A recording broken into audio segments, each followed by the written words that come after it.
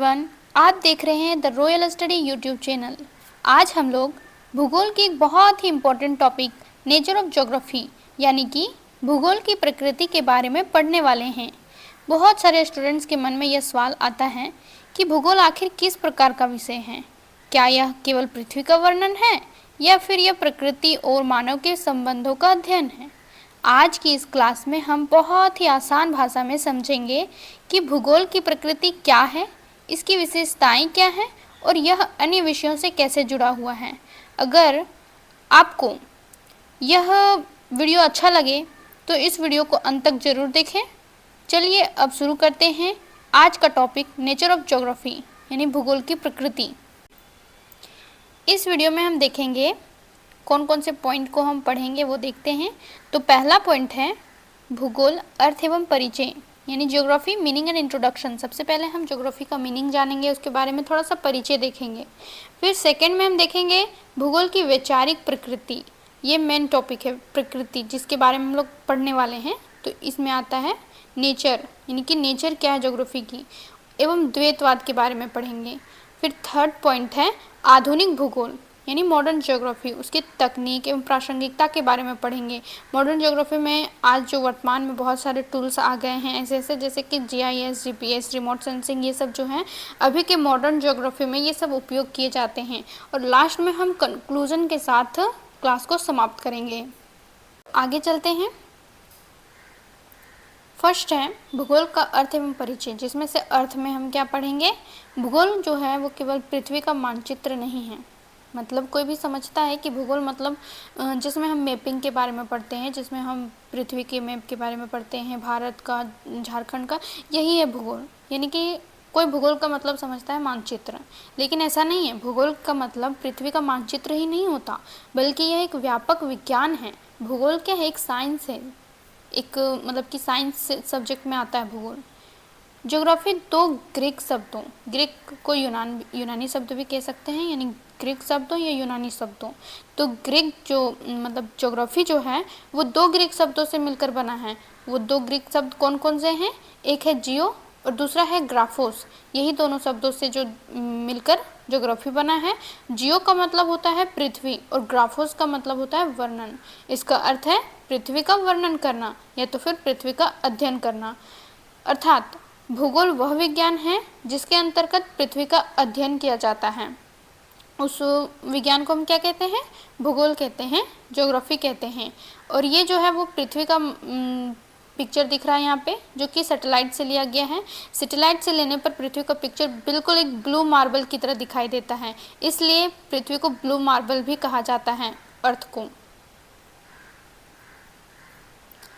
और ये हैं इरेटोस्थनीज महोदय, इनका पिक्चर है।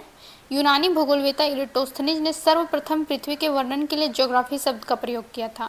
कोई पूछे कि ज्योग्राफी शब्द का सर्वप्रथम प्रयोग किसने किया था, तो ज्योग्राफी शब्द का सर्वप्रथम प्रयोग यूनानी भूगोलवेता इरेटोस्थनीज ने ही किया था। और इन्होंने क्या किया था, भूगोल को व्यवस्थित रूप से वर्णन किया था। इसलिए इरेटोस्थनीज को भूगोल का पिता यानी फादर ऑफ ज्योग्राफी के रूप में भी जाना जाता है। भूगोल का पिता माना जाता है इसे, इरेटोस्थनीज को। परिचय, अब इंट्रोडक्शन देखते हैं। तो भूगोल की परिभाषा, भूगोल की परिभाषा क्या है, तो एक सरल परिभाषा हम बता सकते हैं भूगोल की, कि भूगोल वह विज्ञान है जो गोल पृथ्वी के आंतरिक संरचना, बाह्य स्वरूप तथा वायुमंडल का अध्ययन करता है।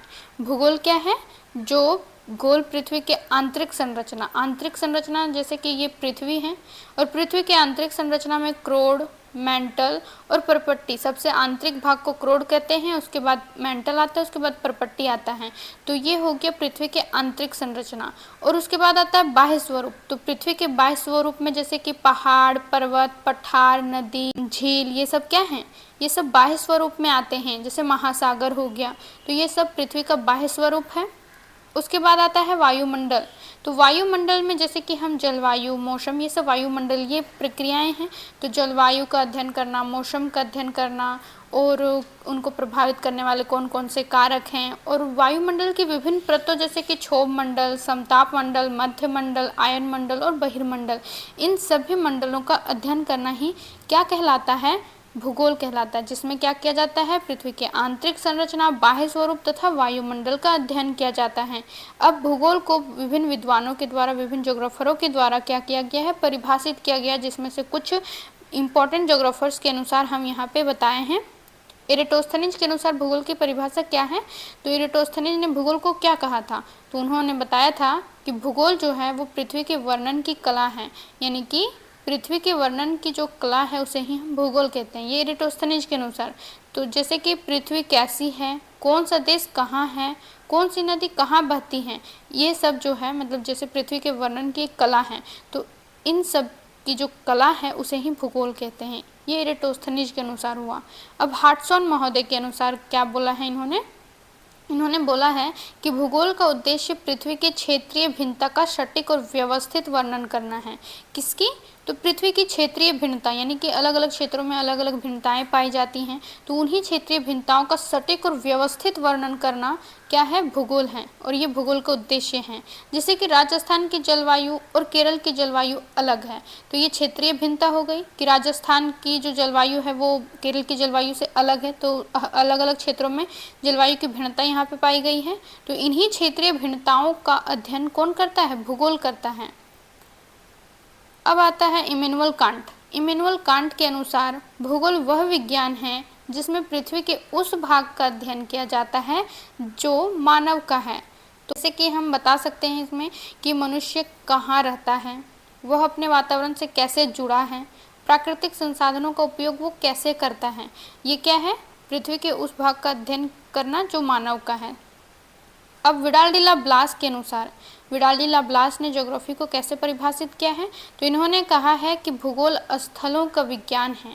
ये बहुत इंपॉर्टेंट है, हमेशा एग्जाम में भी पूछा जाता है कि भूगोल स्थलों का विज्ञान है, ये किनके द्वारा भूगोल को परिभाषित किया गया है, या तो ये किनका कथन है। तो भूगोल स्थलों का विज्ञान है, ये विडाल डी ला ब्लास के अनुसार बोला गया है। जैसे स्थलों का विज्ञान ये कैसे है, किसी जगह की मिट्टी, जलवायु, संस्कृति, खेती, उद्योग आदि अलग अलग होते हैं, तो इन्हीं अलग अलग जो भिन्नताएं पाई जाती हैं उन्हीं के अनुसार जो है भूगोल को परिभाषित किए हैं विडाल डी ला ब्लास ने। और उन्होंने कहा है भूगोल जो है वो क्या है, साइंस है, और किसका, साइंस ऑफ प्लेसेस, यानी कि स्थलों का विज्ञान है ये। अब आते हैं भूगोल की वैचारिक प्रकृति, जो हमारा मुख्य पॉइंट है, एवं द्वैतवाद के बारे में भी पढ़ेंगे। तो भूगोल की जो वैचारिक प्रकृति है उसे हम निम्नलिखित बिंदुओं के द्वारा देख सकते हैं, जिसमें आता है क्षेत्रीय विश्लेषण।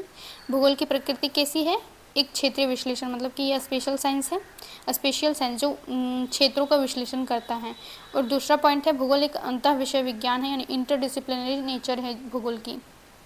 दोहरी प्रकृति, भूगोल की प्रकृति कैसी है, तो भूगोल की प्रकृति है दोहरी, यानी डुअल कैरेक्टर का है। विज्ञान और कला दोनों है, भूगोल क्या है, साइंस भी है और आर्ट्स भी है। भूगोल में द्वैतवाद फिर पढ़ेंगे, उसके बाद फिर देखेंगे द्वैतवाद में निश्चयवाद, संभववाद, ये सब देखेंगे। उसके बाद फिर अध्ययन के उपागम, कि भूगोल में अध्ययन के उपागम कौन कौन से हैं, दो प्रकार के अध्ययन के उपागम हैं। तो ये हो गया नेचर, भूगोल की नेचर हो गई। तो फर्स्ट है क्षेत्रीय विश्लेषण, यानी कि भूगोल का जो पहला प्रकृति है वो है क्षेत्रीय विश्लेषण। भूगोल की प्रकृति स्थानिक यानी कि स्पेशियल होती है। इसका मतलब है कि भूगोलवेत्ता तीन मुख्य सवालों के जवाब ढूंढते हैं। भूगोलवेत्ता क्या करते हैं, तीन मुख्य सवालों के जवाब ढूंढते हैं। और वो तीन मुख्य सवाल कौन कौन से हैं, पहला है क्या, दूसरा है कहाँ, और तीसरा है क्यों। क्या यानी कौन सी घटना या वस्तु मौजूद है, जैसे हिमालय पर्वत, तो क्या में वे क्या सवाल करते हैं कि कौन सी घटना या वस्तु जो है वो मौजूद है। सेकंड क्वेश्चन होता है कहाँ, यानी वेयर, वह स्थान कहाँ है। तो कोई स्थान का पता लगाने के लिए क्या किया जाता है, उसकी अक्षांश एवं देशांतर की स्थिति देखी जाती है। तीसरा सवाल होता है क्यों, वाई, वह वही क्यों है, इसके पीछे का रीजन हम कैसे जानेंगे, तो उसके पीछे के भूगर्भीय या मानवीय कारण से, यानी कि वो वही क्यों है तो उसका कोई कारण होगा। क्या कारण होगा, उसका भूगर्भीय और मानवीय कारण को कौन देखता है, भूगोल देखता है। इसलिए भूगोल जो है वो एक क्षेत्रीय विश्लेषण का सब्जेक्ट है। इसकी प्रकृति स्थानिक होती है। अब आते हैं सेकंड में। सेकंड इसकी जो नेचर है, प्रकृति है। तो भूगोल एक अंतः विषय विज्ञान है। कैसा विज्ञान है भूगोल? तो यह एक इंटरडिसिप्लिनरी सब्जेक्ट होता है। इसमें बहुत सारे सब्जेक्ट से इनका लगाव मतलब जुड़ाव होता है। तो भूगोल की प्रकृति बहुत ही लचीली है क्योंकि यह अन्य विषयों के साथ जुड़ा हुआ है। खगोल विज्ञान के साथ सौरमंडल और ग्रहों के अध्ययन के लिए भूगोल जो है वो खगोल विज्ञान के साथ गहरी तौर पर जुड़ा हुआ है। अर्थशास्त्र के साथ यानी इकोनॉमिक्स के साथ कैसे जुड़ा है? तो संसाधनों का अध्ययन करने के लिए, कृषि उद्योगों के वितरण को समझने के लिए, इन सब को समझने के लिए भूगोल जो है वो अर्थशास्त्र के साथ भी जुड़ा हुआ है। अब आता है इतिहास के साथ। तो भूगोल हिस्ट्री के साथ कैसे जुड़ा हुआ है? समय के साथ भौगोलिक बदलाव जैसे कि नदियों के मार्ग का बदलना को समझने के लिए भूगोल जो है वो इतिहास के साथ भी जुड़ा हुआ है। तो निष्कर्ष के रूप में हम क्या कह सकते हैं? भूगोल जो है वो सभी विज्ञानों की जननी है, यानी कि मदर ऑफ ऑल साइंसेज। भूगोल को क्या कहा जाता है? ज्योग्राफी को क्या कहा जाता है? तो इसे मदर ऑफ ऑल साइंसेज भी कहा जाता है। जैसे भूगोल जो होता है वो एक पुल के रूप में कार्य करता है। एक जैसे साइंस और आर्ट्स दोनों को एक दूसरे से जोड़ने का काम करता है। इसकी प्रकृति यही है। अब दोहरी प्रकृति, भूगोल की डुअल नेचर होती है, ये दोहरी प्रकृति का होता है। भूगोल एक और प्राकृतिक विज्ञान भी है, वहीं दूसरी ओर सामाजिक विज्ञान भी है। यह प्रकृति तथा मानव गतिविधियों दोनों का अध्ययन करता है। क्या करता है? यह प्रकृति का नेचर का भी अध्ययन करता है और मानव यानी ह्यूमन का भी अध्ययन करता है।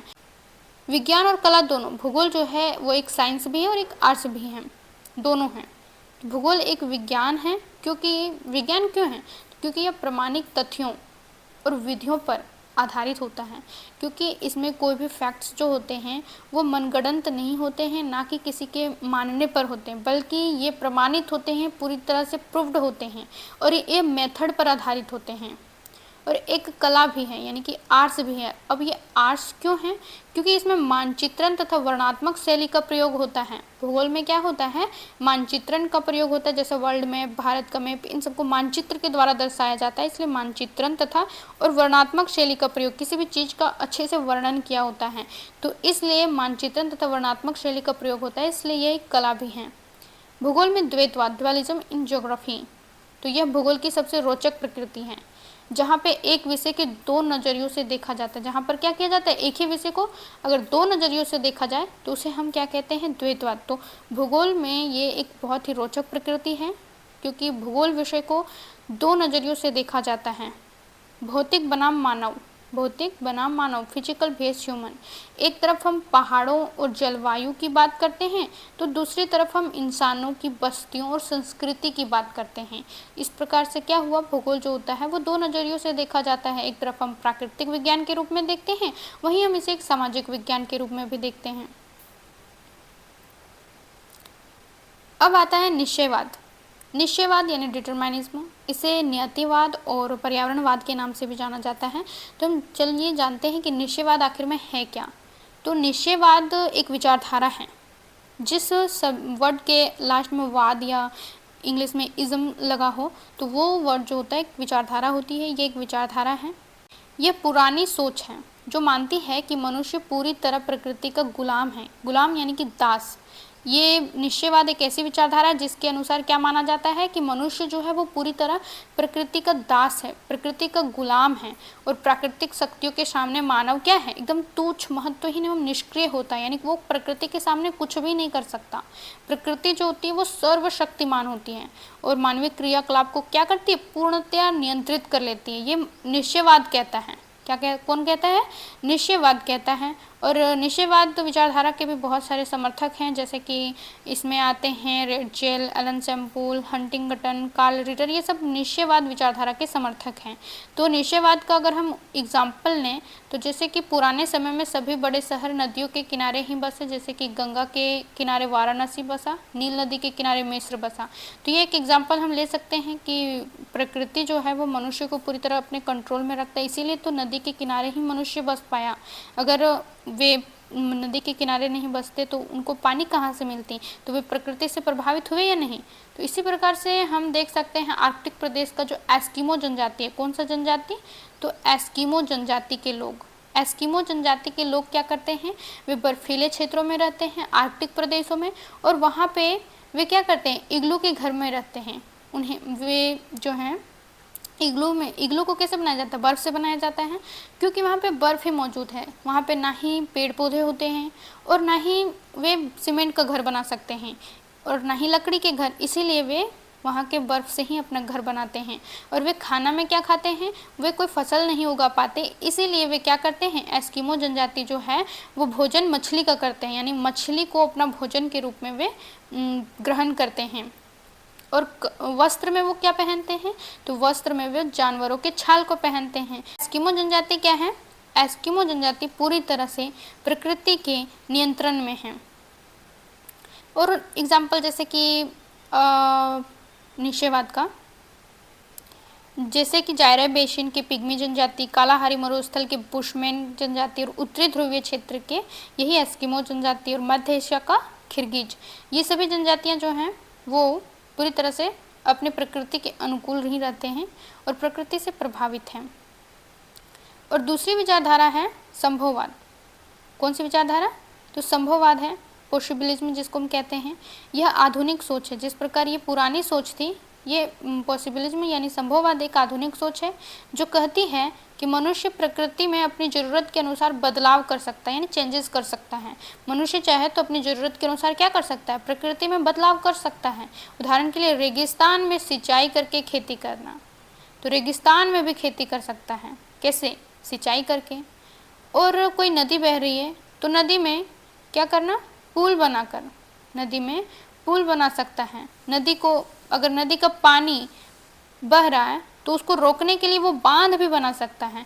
तो ये सभी जो मनुष्य है अपनी ज़रूरत के हिसाब से बदलाव कर सकता है नेचर में, तो इसे ही हम कहते हैं संभववाद। यानी संभववाद बताता है कि मनुष्य क्या है, मनुष्य जो है वो प्रकृति का दास नहीं है और ना ही वो कठपुतली है। वो चाहे तो अपनी ज़रूरत के अनुसार वो प्रकृति में बदलाव कर सकता है। यहाँ पे एक पिक्चर है, इधर है निश्चयवाद और इधर है संभववाद। ये डिटरमाइनिज्म को दिखा रहा है, यहाँ पे पॉसिबिलिज्म को दिखा रहा है। यहाँ पे जो मनुष्य दिखाई दे रहा है ये पूरी तरह से प्रकृति का दास है, मतलब कि ये प्रकृति के, जब इसको प्रकृति जो है वो प्रकृति से पूरी तरह से प्रभावित है। और यहाँ पे क्या दिखाया जा रहा है, मनुष्य जो है वो अपनी ज़रूरत के हिसाब से प्रकृति में बदलाव कर सकता है। जैसे कि मनुष्य को अगर यहाँ पे दिखाया जा रहा है कि वो मानव जो है वो समुद्र में भी घर बनाए हैं, समुद्र में भी यहाँ पे जनसंख्या को बसाए हैं। तो ये यहाँ पे दिखाया जा रहा है इंसान की पावर। ये क्या दिखाया जा रहा है, यहाँ पे इंसान की पावर को दिखाया जा रहा है और ये नेचर के साथ मनुष्य को दिखाया जा रहा है। अब आता है अध्ययन के उपागम, अप्रोचेस टू स्टडी। भूगोल को पढ़ने के दो व्यवस्थित तरीके हैं, यानी कि 2 types of nature of study. क्रमबद्ध उपागम, फर्स्ट है क्रमबद्ध उपागम और दूसरा है प्रादेशिक उपागम। क्रमबद्ध उपागम सिस्टेमैटिक अप्रोच, इसमें हम पूरे विश्व को एक इकाई मानते हैं। क्या मानते हैं, एक इकाई मानते हैं और किसी एक विशेष चीज़ जैसे कि वनस्पतियों का पूरे संसार में अध्ययन करते हैं। वनस्पतियों का क्या करते हैं, फॉर एग्ज़ाम्पल अगर हम वनस्पति लेंगे तो वनस्पति का क्या करेंगे, पूरे संसार में अध्ययन करेंगे। तो क्रमबद्ध उपागम क्या है, जैसे कि हम यहाँ पे समझते हैं ये पूरा दुनिया है, पृथ्वी है और पृथ्वी में सारा महादेश है, 7 महादेश है, यहाँ पे 7 महादेश हैं। और इसमें हम क्या करेंगे, जैसे कि हम टॉपिक लेंगे क्लाइमेट का, मान लीजिए हम क्लाइमेट लेंगे या सॉइल का लेंगे, तो ये टॉपिक हो गया।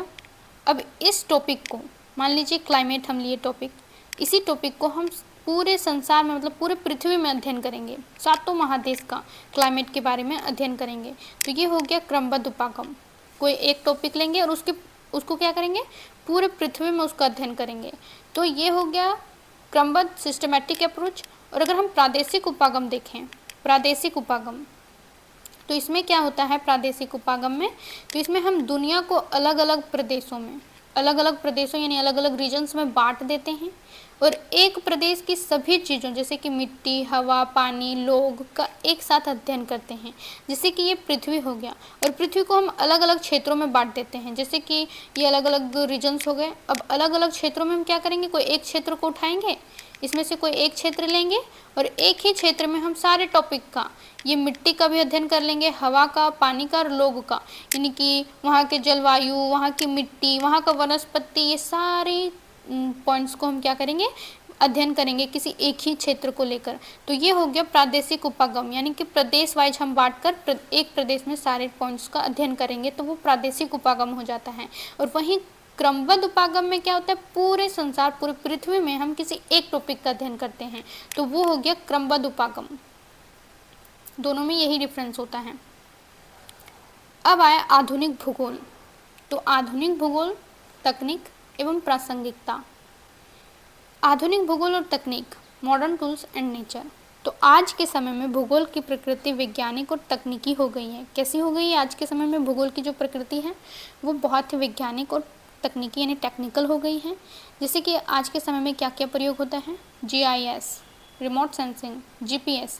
तो GIS क्या होता है उसके बारे में जानेंगे। तो GIS जिसका फुल फॉर्म होता है geographic information system, GIS। GIS एक शक्तिशाली कंप्यूटर आधारित प्रणाली होती है, यानी ये कंप्यूटर बेस्ड सिस्टम है। GIS क्या है, कंप्यूटर बेस्ड सिस्टम है जिसका उपयोग भौगोलिक आंकड़ों, जो भी ज्योग्राफिकल डेटा होता है उसको इकट्ठा करने, स्टोर करने और उनकी जांच करने और उन्हें मैप के रूप में प्रदर्शित करने के लिए किया जाता है। इसका उपयोग किस लिए किया जाता है, जो भी जितने भी जियोग्राफिकल डाटा होते हैं उन्हें इकट्ठा करने के लिए, उनको इकट्ठा करके, मतलब इकट्ठा करना और स्टोर करना यहाँ पे अलग अलग इसका मीनिंग है। इकट्ठा करना मतलब अलग अलग जगहों से उसे एक साथ जमा करना, और स्टोर करना मतलब उसे भविष्य के लिए सुरक्षित रखना, और उनकी जांच करना, उन्हें मैप के रूप में प्रदर्शित करना। ये सब कौन करता है, जियोग्राफिक इंफॉर्मेशन सिस्टम, GIS। ये एक कंप्यूटर बेस्ड सिस्टम होता है। और रिमोट सेंसिंग क्या है, रिमोट सेंसिंग जिसे हम कहते हैं सुदूर संवेदन, सुदूर संवेदन। तो सैटेलाइट से पृथ्वी की तस्वीरें लेकर बाढ़, सूखे या वनों की कटाई का पता लगाना, यानी दूर से ही इंफॉर्मेशन को प्राप्त कर लेना ही सुदूर संवेदन कहलाता है। तो सैटेलाइट क्या करता है, पृथ्वी की तस्वीरें खींचता है और उन तस्वीरों के माध्यम से हमें पता चलती है कि कौन कौन से क्षेत्र में बाढ़ है, कौन कौन सा क्षेत्र बाढ़ ग्रसित हो और कौन कौन सा क्षेत्र सूखे से ग्रसित है, और कितने प्रतिशत वनों की कटाई हो चुकी है। इस प्रकार से हम क्या करते हैं, सुदूर संवेदन का प्रयोग करते हैं। अब आता है GPS। GPS जिसको हम क्या कहते हैं, इनका फुल फॉर्म है global positioning system, GPS। G से ग्लोबल, P से पोजिशनिंग एंड S से सिस्टम। तो मोबाइल और गाड़ियों में रास्ता खोजने के लिए सटीक स्थिति का पता लगाना, ये कौन करता है, GPS काम करता है। इसमें मतलब ट्रैकर के माध्यम से, GPS ट्रैकर जिसको हम कहते हैं। तो मोबाइल और गाड़ियों में क्या होता है, ट्रैकर लगे होते हैं, और उन GPS ट्रैकर के माध्यम से मोबाइल और गाड़ियों का हम क्या करते हैं, लोकेशन को ट्रैक कर पाते हैं। तो इस प्रकार से कुछ काम करता है। जैसे कि ये है GIS, इसमें कंप्यूटर बेस्ड होता है GIS। तो इसमें क्या होता है, ज्योग्राफिकल डेटा है, जैसे कि किसी भी पर्वत की ऊंचाई कितना, उसका हाइट कितना है, तो ये दिखाया जाता है इसमें। और ये है GPS में क्या है, ये भी तीन सैटेलाइट हैं, 3 सैटेलाइट के माध्यम से किसी भी चीज़ का लोकेशन को ट्रैक किया जाता है। और ये GPS जो होता है वो ट्रायंगुलेशन मेथड के द्वारा काम करता है, त्रिकोणमितीय विधि के द्वारा, ट्रायंगुलेशन मेथड।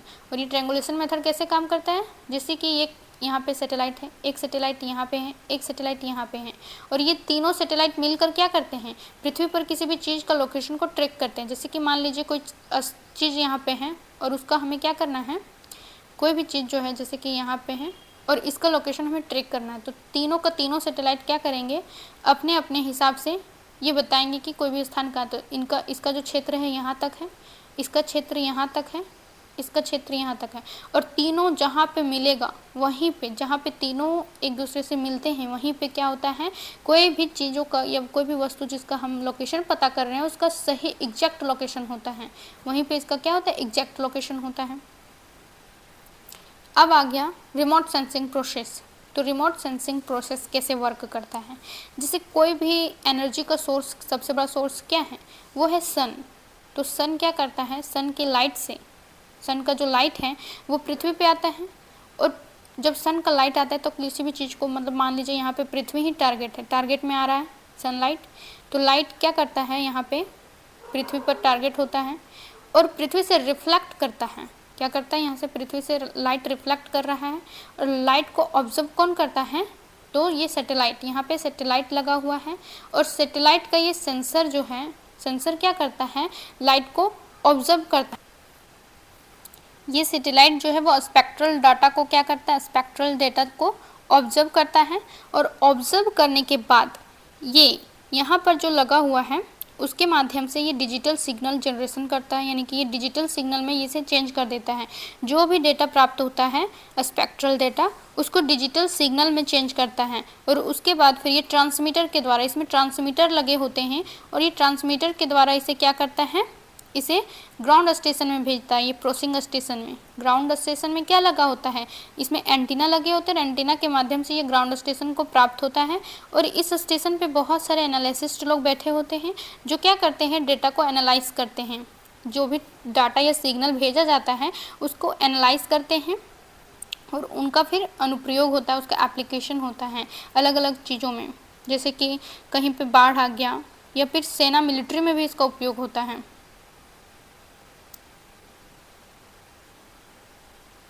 अब आता है निष्कर्ष, कंक्लूजन। तो कंक्लूजन में क्या है, भूगोल की प्रकृति समग्र यानी कि होलिस्टिक है। यह केवल पहाड़ों या नक्शों तक सीमित नहीं है, बल्कि यह मानव और प्रकृति के बीच के अटूट संबंध को समझने का विज्ञान है। भविष्य में पर्यावरण की सुरक्षा और संसाधनों के सही इस्तेमाल के लिए भूगोल का ज्ञान अनिवार्य है। तो भूगोल की प्रकृति कैसी है, समग्र होती है, होलिस्टिक होती है और यह केवल पहाड़ों या नक्शों तक सीमित नहीं होता, बल्कि मानव और प्रकृति के बीच के अटूट संबंध को समझने का भी एक विज्ञान है ये। तो इस प्रकार से हम जो हैं वो ज्योग्राफी के प्रकृति को पूरी अच्छी तरीके से समझें। धन्यवाद।